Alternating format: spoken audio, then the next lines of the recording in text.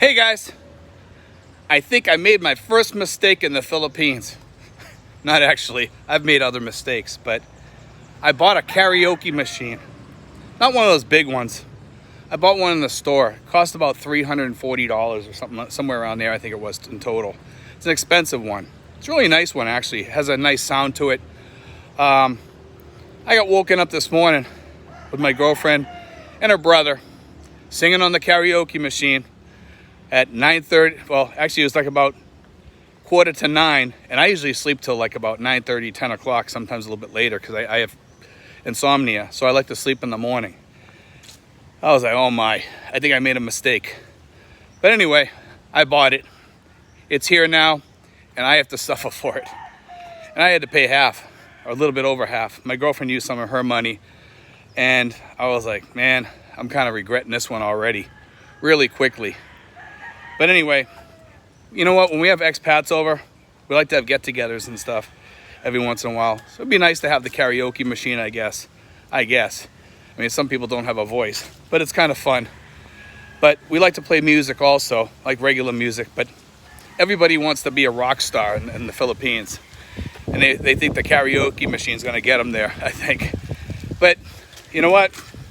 I bought it, and I'll suffer a little bit, I'm sure, because the kids will be taking it up and out there singing at 8 a.m. in the morning or something like that. And I'm sure it'll probably tick off some of the neighbors, possibly even the mayor, because the mayor lives next door. But anyway, we got a karaoke machine. But anyway, guys, I want to talk a little bit about this because a lot of people, when they come over to the Philippines, they don't realize how many karaoke machines we have over here. And whenever there's a party, it always goes past 10. And they're supposed to have it off by 10, but they usually don't. And people just kind of deal with it. But you can always talk to the barangay if you have a regular person who's constantly playing it past 10 o'clock.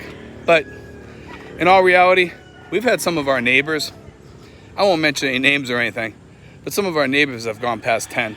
I'll just say that. And they've done it quite a few times. And, you know, we just deal with it. We're all friends.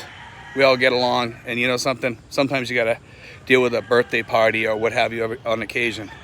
And I'm okay with that. You know, you have to kind of learn to go with the flow here in the Philippines, because if you don't, you're gonna die of high blood pressure. But you know what? Most of the times when having these parties, you get invited anyway. So it makes it kind of fun. And if you don't go with the flow, like I said, you're gonna have a lot of high blood pressure over here.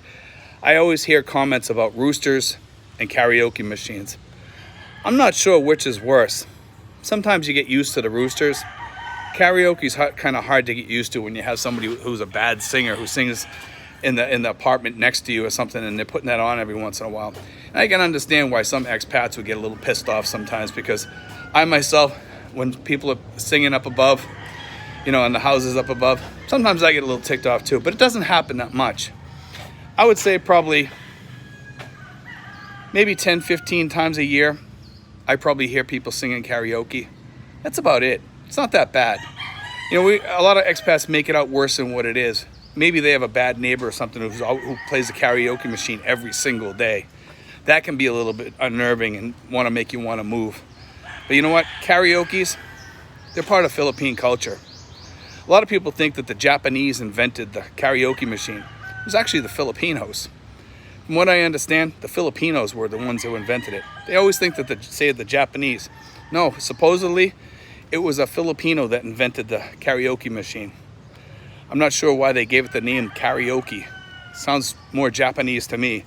But the story that I heard was, and I've heard this from Filipinos themselves, that said that they were the ones that invented the karaoke machine. Just like the word boondock. The word boondocks,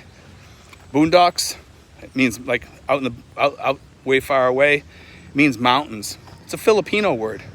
It was used during the Philippine-American War, I believe.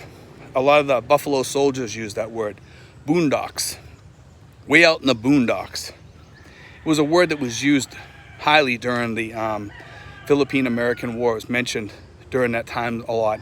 I'm not sure if it came out during that time or if it was a word that was already being used by Filipinos or what have you. But you know, there's a lot of history over here in the Philippines that a lot of people don't know. And one of them is that thing about the karaoke machine. It's kind of an interesting little story. And I just kind of wanted to touch on that a little bit, you know, just to let you guys know. Because a lot of Filipinos are going to ask you, who invented the karaoke machine? You might want to remember that one. Because that's what they're going to tell you. They're going to say the Filipinos invented it. But anyway, guys, I wanted to put that out there. That'll be an interesting little thing to talk about today. Seeing how I bought my own karaoke machine. Believe me, I'm not proud. It's not a good thing to have. And I'm already regretting it a little bit, but you might as well just learn to laugh it off. Anyway, guys, God bless. Take care.